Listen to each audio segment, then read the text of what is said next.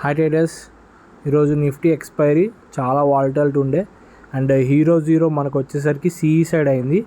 And మార్నింగ్లో అయితే మొత్తం selling వచ్చింది and from the second half నుంచి మస్తు రికవర్ అయింది. మనకి మంచిగా అయితే సిఈ సైడ్ ఎవరైతే ట్రేడ్ తీసుకున్నారో వాళ్ళకి మంచి ప్రాఫిట్ అయితే వచ్చింది. అండ్ మనకి చూసుకుంటే గోల్డ్ అయితే ప్రజెంట్లీ 1% అప్పుడు గోల్డ్ అయితే ఎవ్రీ టైమ్ హయ్యర్ హైస్ చేస్తుంది.